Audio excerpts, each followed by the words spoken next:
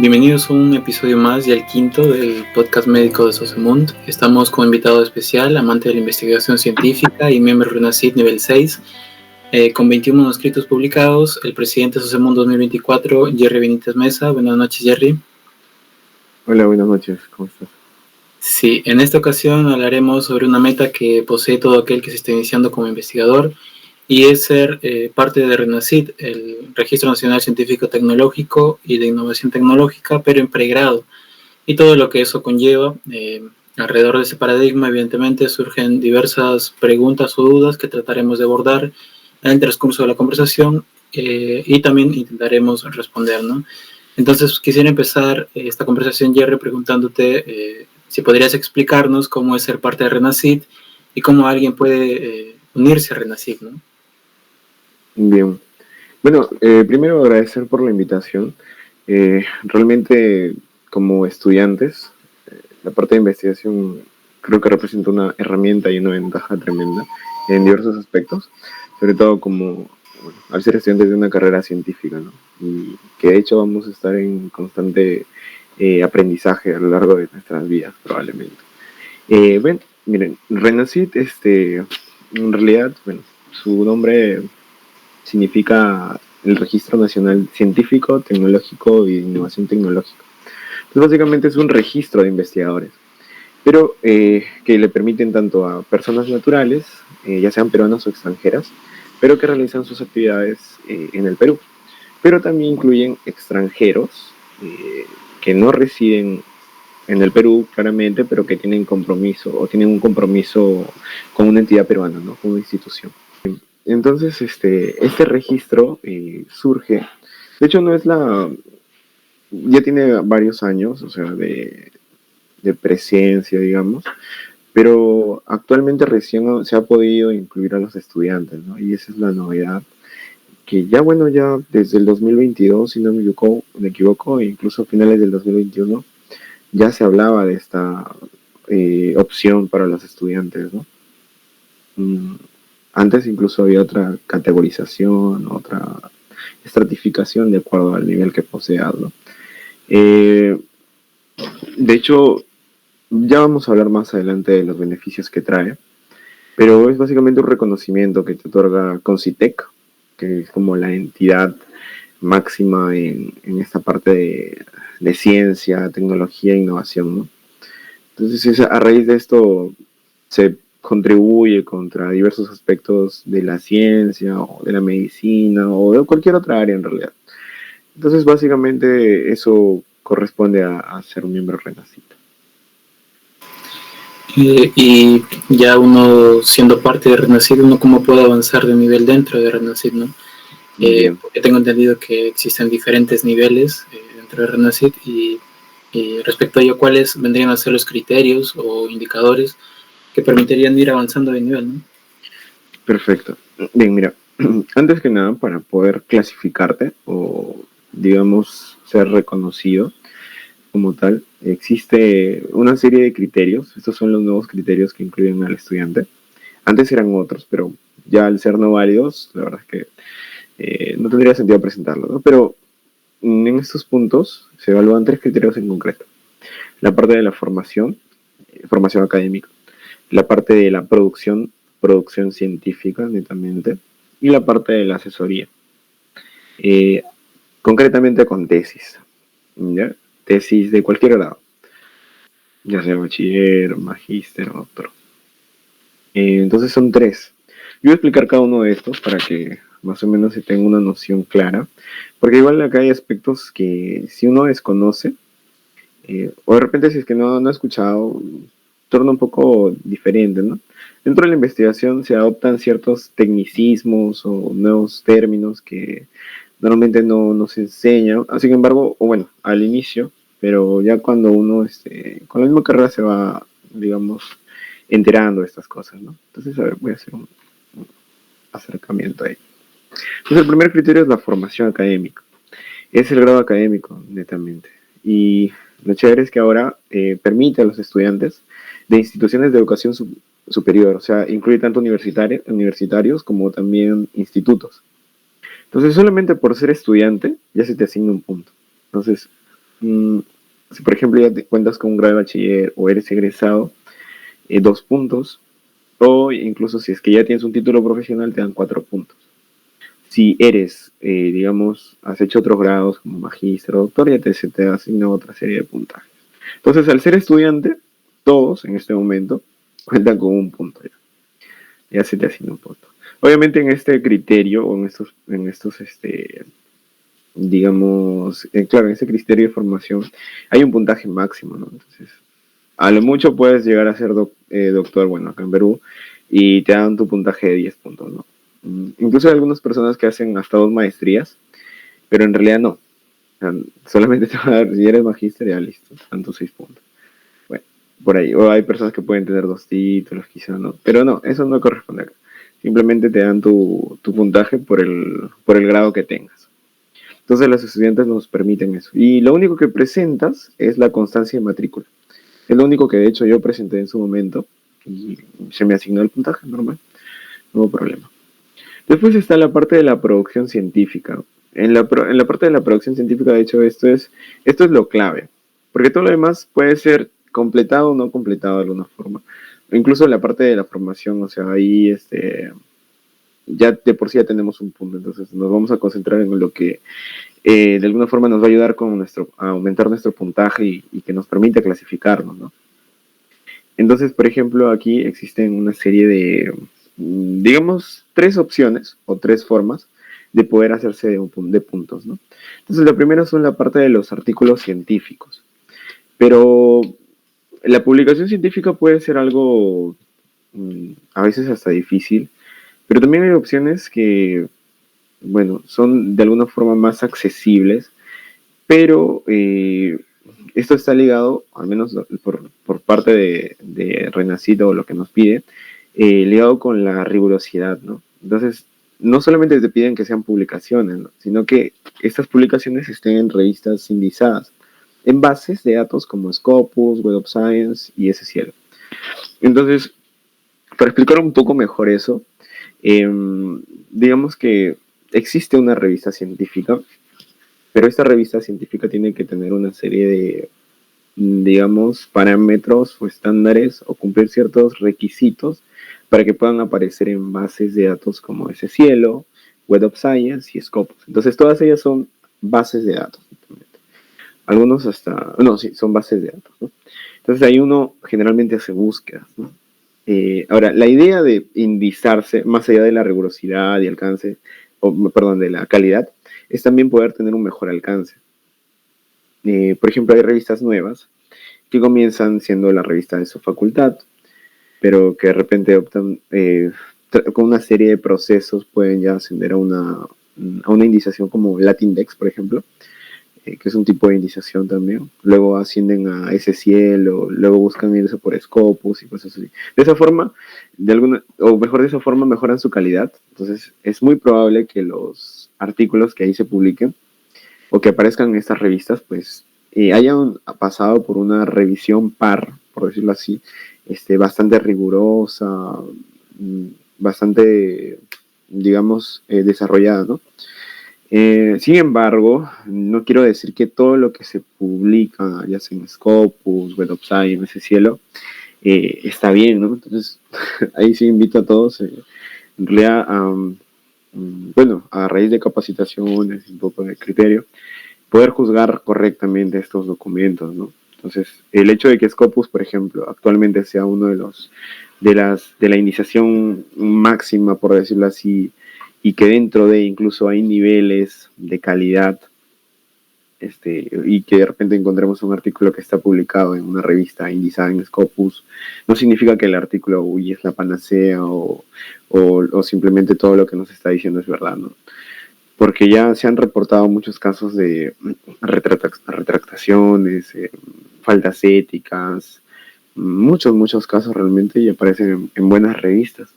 Entonces, no lo es todo, hay que juzgar siempre, tener un juicio crítico, eh, pero de todas maneras, ya que aparezcan aquí es bastante, o sea, nos indica, o mejor dicho, yo creo que hay una mayor probabilidad de que lo que encontremos aquí sea de mejor calidad, ¿no? Entonces, ya por ahí trata de balancearse, ¿no?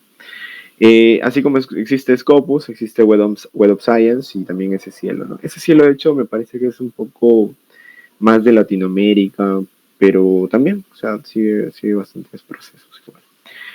Ahora, dentro de Scopus, ya sea Scopus o Web of Science, o también llamado WOS, se exigen, digamos, se pueden dividir en 4 cuartiles. Entonces, digamos que todas las revistas que están indizadas Scopus, imaginemos 100 revistas, se dividen de acuerdo a otros criterios que se denominan criterios bibliométricos, que generalmente está ligado al impacto, al alcance o incluso a la rigurosidad.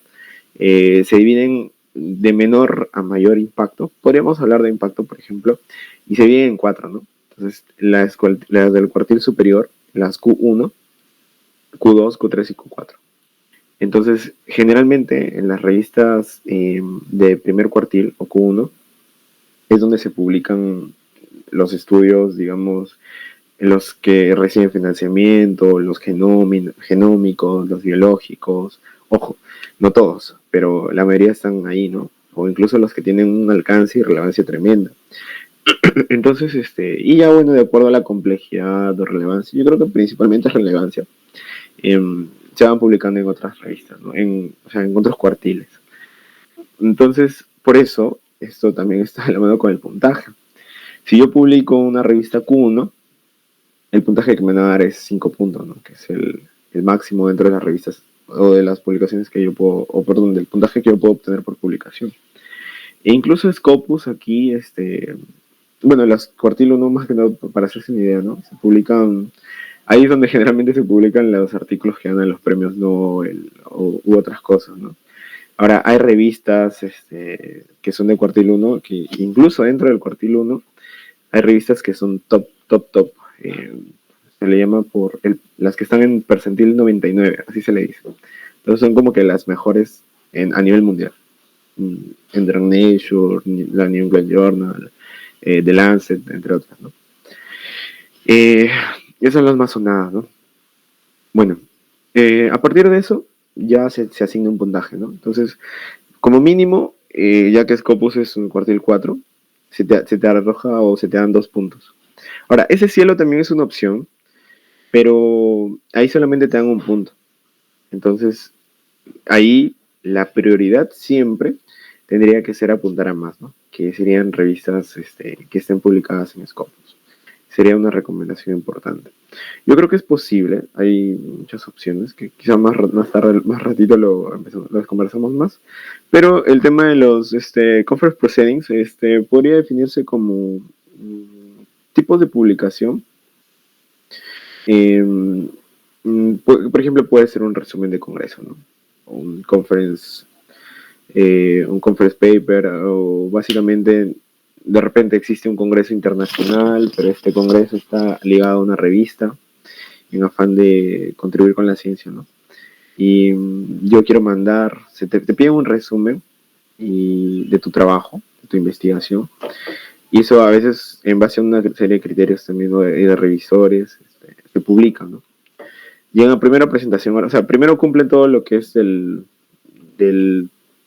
congreso, o sea, se presentan como pósters, y ya finalmente se publican en forma de resúmenes de congreso, ¿no? Entonces, de repente alguien se ha topado con algún artículo que en realidad es un resumen de congreso, o sea, solamente el resumen está ahí, dice, uy, pero no encuentro el manuscrito completo, o sea, que a veces sí se publican de esa forma, ¿no? Y tiene que pasar algún tiempo como para esperar la publicación del texto completo. A veces pasa. ¿Y esos congresos son autofinanciados? En realidad, congresos hay muchos, suelen ser por las academias internacionales o los colegios americanos, por ejemplo. Por ejemplo, yo pude presentar hasta en 2 congresos que tenían indizaciones, y se publicaron dos manuscritos, son por ejemplo resúmenes de congreso.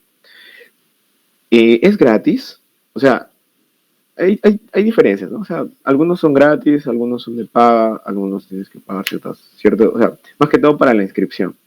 Porque en realidad el envío suelen ser gratis, ¿no? No te piden, no te cobran, es un resumen, ¿no? Em, y por ahí pues se publica, o sea, si es que llega, por ejemplo, uno de mis trabajos lo mandamos a un congreso mundial que se realizó en Estados Unidos, en California, me acuerdo. Llegamos a la fase oral, que como que era la fase máxima. Em, y al final, o sea, de todo eso, el manuscrito, perdón, el resumen de congreso se publicó. Y bueno, por ejemplo, ahorita se puede buscar y ahí está, ¿no? También es una forma de publicación. Em, bueno, pues eso por ahí. Después, bueno, esa parte en Y el, sí. así, personalmente, ¿cuál es tu opinión acerca de publicar en revistas no indexadas? Ok, es una buena pregunta. Mira, la verdad es que desde mi parecer, en realidad, siempre yo creo que deberíamos apuntar a más. Siempre, siempre. En casi todo. Sin embargo, hay que también tratar de ser conscientes con nuestro trabajo o con lo que queremos presentar. De repente, no voy a pretender publicar mi investigación que realicé en un salón de un colegio de, no sé, Alto Trujillo, por ejemplo. En una revista como Nature o en una revista de Cuartel 1, ¿no? En inglés incluso. Porque probablemente mis hallazgos, más allá de lo que haga, mis hallazgos no van a tener quizá, o sea, se evalúan varias cosas, ¿no? Qué tan extrapolables son, la relevancia, quizá el tema de la metodología, o sea, si se han controlado sedos, son varias cositas. Pero hay que ser conscientes, ¿no? Ahora, tampoco digo que esa sea una limitante para buscar publicaciones, ¿no? En Cuartil 1, yo tengo varios de mis artículos se han publicado en Cuartiles 1 o 2. La mayoría son 1 o 2. Me parece que hay una de 3 y una con 4, me parece. Pero generalmente son altos, ¿no? Y la recomendación ahí, o el tip es saber escribir, saber redactar o saber plasmar tu mensaje correctamente. Eso es clave, siempre. Entonces, yo he visto artículos que pensaban mandarlo en una revista Q4, pero se reformuló la redacción, se escribió mejor, se añadieron mayores enfoques, el panorama fue mucho más completo que intentábamos plasmar y se aceptó en una Q1. Entonces, esa es la idea siempre, ¿no? Y se publicó en una revista Q1. Ahora, ¿por qué? O si no está indizada, o sea, va de la mano con eso, ¿no? O sea, saber ser conscientes, ¿no? Ahora, eso también puede estar ligado al público objetivo, porque hay investigaciones que pueden ser relevantes, pero relevantes para nuestra sociedad, para nuestro medio. Perú o incluso Trujillo sería mucho mayor, o sea, de mayor interés que los propios médicos peruanos, por decirlo así, entiendan, o mejor dicho, puedan leer nuestra publicación, ¿no? Y ahí optamos por revistas más locales o nacionales, ¿no? Yo tengo dos manuscritos publicados en revistas peruanas. Sin embargo, ambas son Scopus. Una es Q3, otra es Q4, pero son Scopus. Pero ya el lugar es acá, pues, ¿no? En Perú. En cambio, también hay otras investigaciones que son de Perú, pero están publicadas en revistas extranjeras. Y esto va más allá de que sea de interés para la gente. O sea, además de que es de interés para nosotros, para Perú, eh, el enfoque que le damos es de relevancia o de interés mundial, ¿no? A nivel internacional. O en todo caso, podría decirse de países con las características similares a nuestro medio. Países en vías de desarrollo, más o menos por ese lado. Entonces, para de repente finalizar ese punto, siempre hay que buscar ir por más. No hay que tenerle miedo a las revistas Scopus. Sí son bien rigurosos. Incluso yo considero que deben representar una oportunidad, ¿no? O sea, no tenerle miedo, sino verlos como una oportunidad para que te lo puedan revisar expertos en el tema y te sugieran mejores cosas. Nos ha pasado a mí, y de hecho hay rechazos un montón a cada rato. Eh, una vez tuve un récord de en 2 horas nos lo rechazaron. Mm, en menos de un día, en 2 horas fue más o menos. Nos lo rechazaron, dijeron, no, no estamos interesados. Vayan a otra revista. Y en realidad bueno, por ahí es un bajón, pues, ¿no? Pero teníamos que seguir. O sea, rechazos hay un montón. Eso sí, hay que estar de alguna forma adaptados al rechazo, ser conscientes que eso va a pasar, ¿no? Ya cuando reciben o al menos lo revisan, bueno, el proceso es el siguiente, ¿no?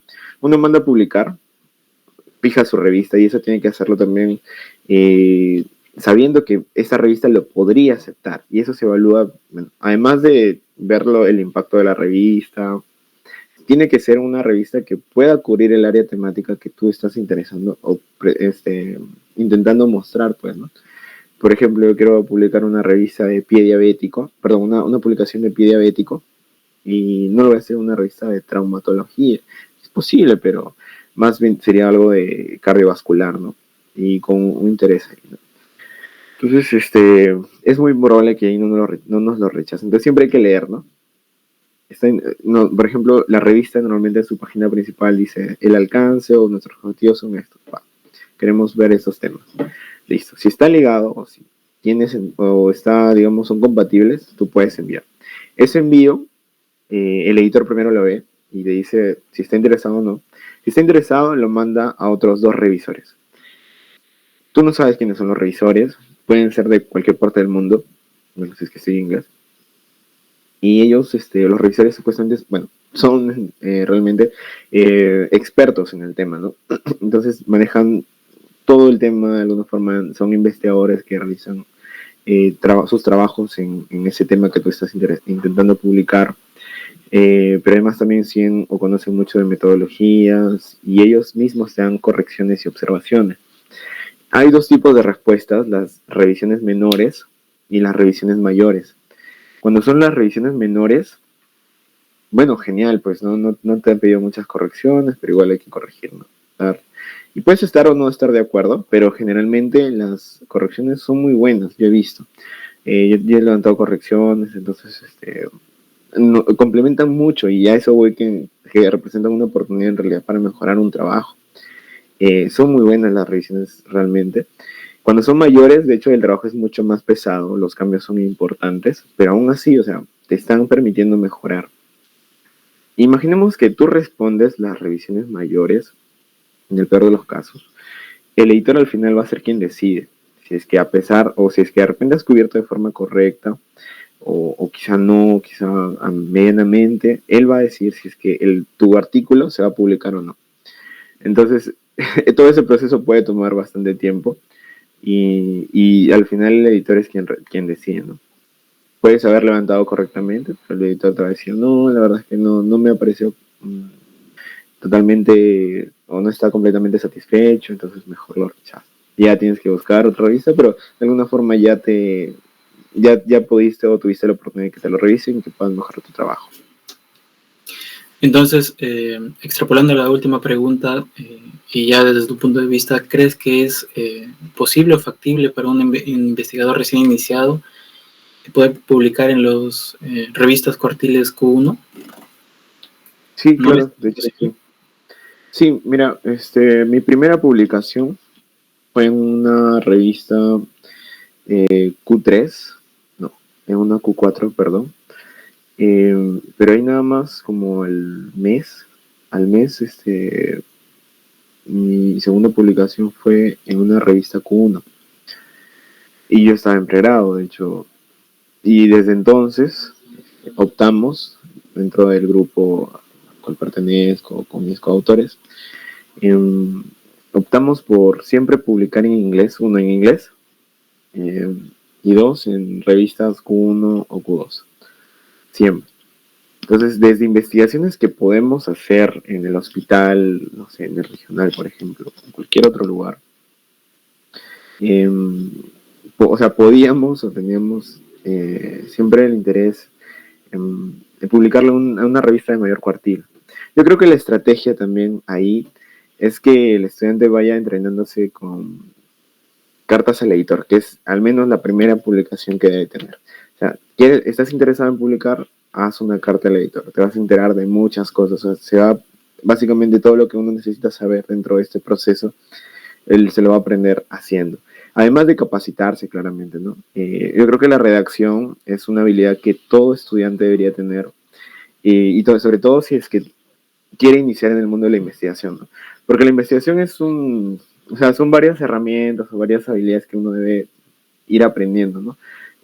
Quizá la parte más densa es la estadística, que sí abre un montón de puertas, pero también está la metodología de la investigación, y entre otras más, o sea, eso es como que lo más general. Dentro de eso igual hay varios puntos más específicos incluso, como búsqueda, pero la redacción es lo principal. O sea, incluso yo al inicio, yo actualmente hago todos los análisis de los artículos que he publicado, pero al inicio, en la primera publicación, por ejemplo, me entrené en redacción y fue así como yo iba aportando, ¿no?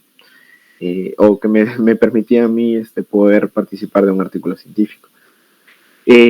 Bueno, por ahí. Ahora, algo adicional, y hablando un poco más del RENACIT, es que hay ciertas estrategias, ¿ya? Mira, para poder ser o clasificarte como investigador RENACIT, si avanzamos un poquito, el nivel mínimo para poder alcanzar o para poder ser clasificado es el nivel 7, en donde los puntajes son 10 puntos. Entonces la estrategia ahí sería, quizá para poder hacerlo más rápido, es, bueno, ya tienes un punto como estudiante, te faltan 9 puntos, ¿no? Para poder clasificarte. Entonces lo más próximo es publicar en una revista Q1, te dan 5 puntos, y en una revista Q2, ya te dan 4. Y 5, 4, 9 y 1, 10. Perfecto, entonces hasta ahí ya lograste. Ahora lo difícil es poder publicar en estas revistas, ¿no? Sí se puede, yo creo que sí se puede, pero las otras opciones que de repente incluyen un cuartil inferior como las Q4, ahí sí se te hace un poco más difícil incluso. Por ejemplo, publicar acá tendrías que publicar no 4, porque ahí hacen 8 puntos, y más un punto haces 9, prácticamente no llegas, sino sería 5 artículos en una revista Q4. Y ahí se pueden formar varias ecuaciones como para poder llegar a los 10 puntos como mínimo, ¿no? Pero nuevamente, esto es un proceso, o sea, no, definitivamente no es de la noche a la mañana, pero sí, yo creo que la prioridad siempre es capacitarse, porque si no es bien difícil. En el pregrado o en muchas universidades no nos brindan quizá las herramientas o no nos dan las capacitaciones necesarias. Nos dan muchas veces panoramas generales, pero es todo un mundo realmente, ¿no? Entonces, la idea es siempre hacer o buscar hacer el esfuerzo para ver otros temas, otros puntos que tienen que ver con esto. Y definitivamente se aprende mucho más haciendo, ¿no? Entonces yo debo, incluso por ejemplo, en mi experiencia, yo comencé con un proyecto mío, o sea, solo mío. Entonces dije, le voy a dar todo, por decirlo de mi amor, cariño, a este proyecto, y con este proyecto yo quiero aprender todo, ¿no? O sea, de alguna forma yo me dediqué en todo, ¿no? Y me di cuenta, a medida que iba avanzando, de que ese proyecto estaba mal. O sea, según yo avanzaba bien, estaba aprendiendo, pero ya con el tiempo me di cuenta que ese proyecto simplemente no era factible, no tenía relevancia, o sea, eran muchos aspectos. Pero básicamente así es como se aprenden. Entonces, no tengan miedo de repente de empezar o miedo de equivocarse, porque eso va a pasar. Y lo bonito es que hay mucha gente interesada o con ánimos de apoyar a otras personas. Entonces, por ahí también es una oportunidad que podría aprovecharse. Bien, mira, algo adicional por acá que quizá no nos compete mucho a los estudiantes, digo quizá también lo haya, es el tema de los registros de propiedad intelectual, básicamente las patentes. Estas pueden ser registradas en Decopy a nivel nacional, pero también existen otras fuentes como Scopus o otras equivalentes, ¿no? Y acá te dan otra serie de puntajes, ya sea patente de invención, certificado de obtentor o paquete tecnológico, te dan 3 puntos, y un patente de modelo de utilidad o certificado de derecho de autor por software, te dan 1 punto. Acá no hay un puntaje máximo, si se dan cuenta. Y a diferencia de los otros, que sí tienen un puntaje máximo, tanto las patentes como las publicaciones no hay un puntaje máximo. Entonces esto termina siendo clave para poder no solamente poder clasificarte, sino poder ascender. Porque al final, de esta forma se contribuye con la ciencia, pues, ¿no? Con los artículos y las publicaciones. Existe otro tipo de, digamos, manuscrito o producto, que son los libros o capítulos del libro, pero nuevamente que estén en bases de datos indizadas, o al menos que cumplan un proceso de revisión par. El hecho de que otros autores, expertos, lo puedan revisar. A eso voy. Y tenemos también dos opciones, ¿no? Libro y capítulo del libro. 2 y 1. Y te dan un puntaje total de 10. Sobre este punto es interesante, yo creo que sería importante esclarecer que, al igual que los artículos de revisión, a un estudiante, yo creo que podría o tendría que, podría participar de este proceso, siempre y cuando esté de la mano de alguien experto o algún asesor, ¿no? Definitivamente en el equipo o autores que escriban tanto el libro, el capítulo del libro, tienen que ser expertos. Generalmente un libro compila diversos temas, ¿no? Arma toda una estructura, igual el capítulo del libro sobre algún punto, en base a otras investigaciones, ¿no? Por eso están sus referencias y todos esos puntos. Pero para un estudiante quizá, desde su punto de vista o desde el hecho de que está aprendiendo o que está en proceso de formación, quizás no le permite tener el juicio propio para poder hacerlo. Entonces siempre debería estar de la mano con alguien temático, experto, un asesor, ¿no? Y yo he visto conozco estudiantes que han publicado capítulos del libro, pero en su equipo ha habido todo un grupo de ya médicos expertos, ¿no? Entonces, con todo gusto ellos lo han podido lograr. Generalmente incluso hay los artículos de revisión, no sé, por ejemplo, asma, son a solicitud. O sea, normalmente el editor de la revista solicita a un investigador, bueno, ya conocido por sus habilidades, sus competencias, su interés, que escriba un capítulo del libro. Y él lo hace, ¿no? Entonces es un experto. He visto también que en las universidades solicitan a los alumnos escribir artículos de revisión. Pero, bueno, desde mi punto de vista, suelen ser investigaciones limitadas. Una por procesos de búsqueda, de repente a veces hasta porque simplemente se revisa literatura en español por facilidad. Bien, después el otro punto es el índice H. En realidad eso no es un criterio, pero, y como acá bien dicen, no hay un puntaje. Pero básicamente dentro de la clasificación o los niveles, que voy a explicar más adelante, en realidad los niveles es de acuerdo al puntaje. Mientras mayor puntajes tienes, mejor va a ser el nivel, siendo el nivel 7 el más bajo y el nivel 1 el más alto. Pero de hecho hay uno más, que es el investigador distinguido. Pero para poder ser investigador distinguido, además de tener un puntaje, o bueno, cumplir con el puntaje requerido, que son 200 puntos o más, se te pide que tengas un índice H de 10 o superior. Ahora, ¿qué es el índice H? El índice H va relacionado o va ligado al alcance o impacto que tiene tu investigación o que están teniendo tus investigaciones. Entonces, para hacer un ejemplo, si yo tengo un H-index o índice H de 2, significa que al menos dos de mis publicaciones tienen 2 citas cada uno. Entonces han sido citados por otras investigaciones, está contribuyendo, tiene alcance, tiene impacto. Si yo tengo un H-index de 3, al menos 3 de mis investigaciones o de mis artículos deben tener 3 citas o deben haber sido citados por 3 artículos diferentes, ¿no? Cada uno. Entonces, si yo quiero tener un H-index de 10 o superior, debe ser algo como, tengo 10 de mis investigaciones, deben tener 10 citas cada uno. Al menos 10 citas cada uno. Entonces, es bastante, ¿no? Entonces, básicamente son 10 por 10, son 100 artículos que ya te han citado, ¿no? O que te están tomando como referencia para desarrollar nuevas investigaciones. Por eso es que este es un componente bastante importante y se valora justamente para poder ser un investigador distinguido.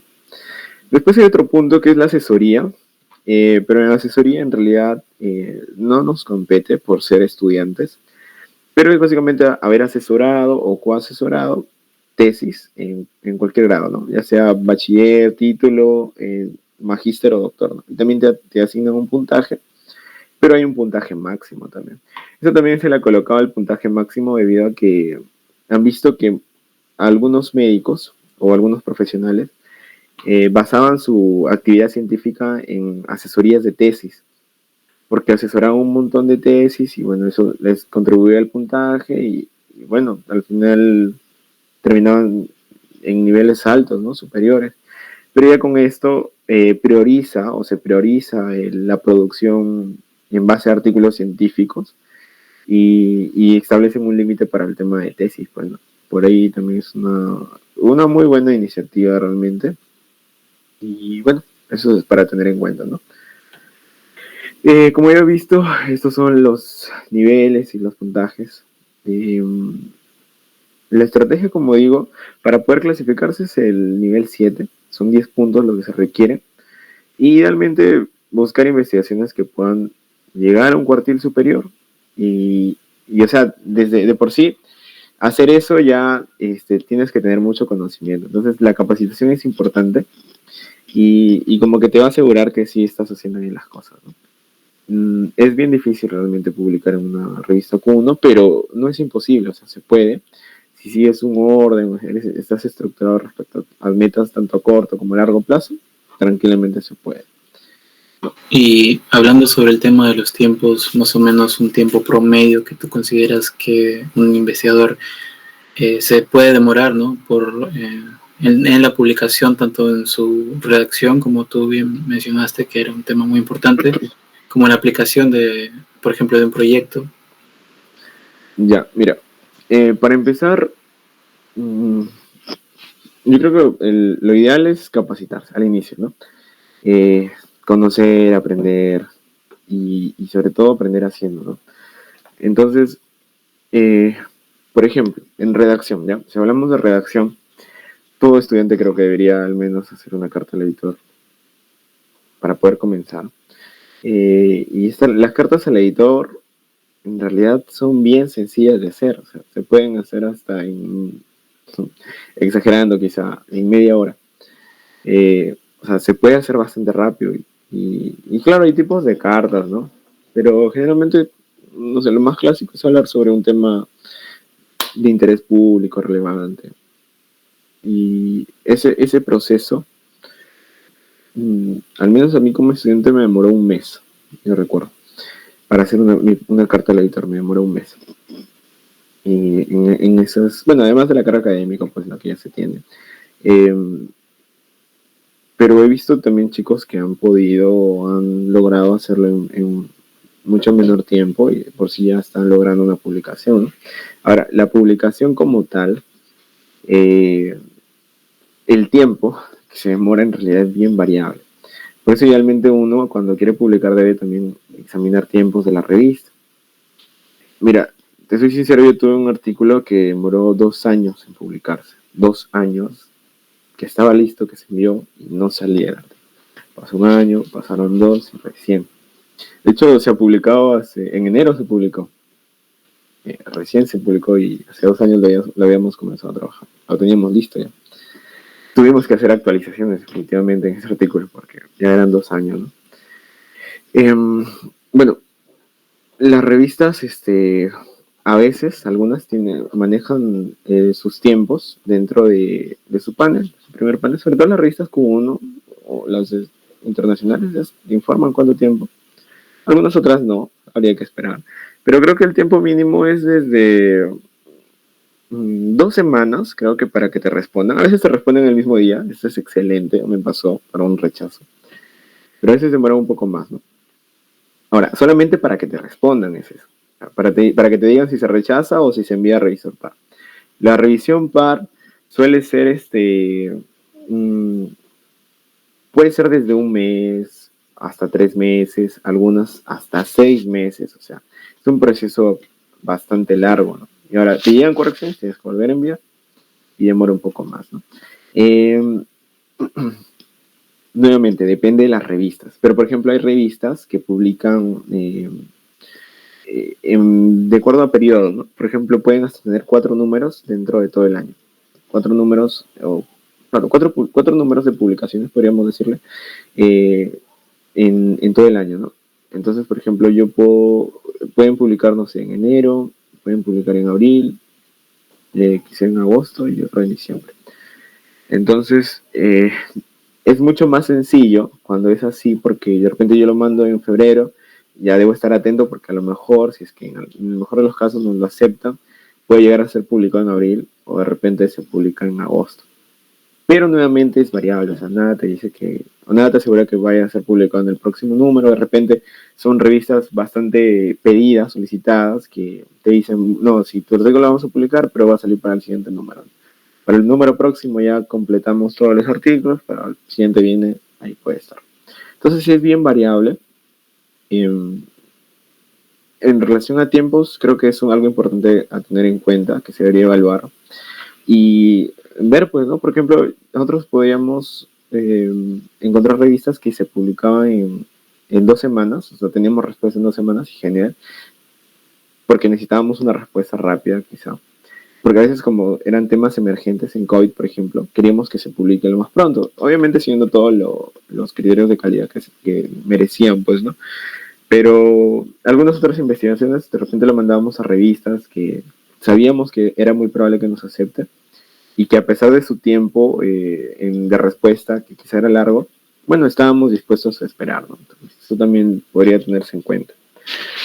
Algo adicional, por ejemplo, el tema de los proyectos, o sea, mi primer proyecto creo que, o incluso en la universidad, un proyecto que sí bueno, quizá no le dediqué mucho, pero porque iba de la mano con la universidad en realidad, o sea, eran avances. Eh, Nos demoró bastante tiempo, casi 6 meses, o sea, me acuerdo que era ligado a la universidad.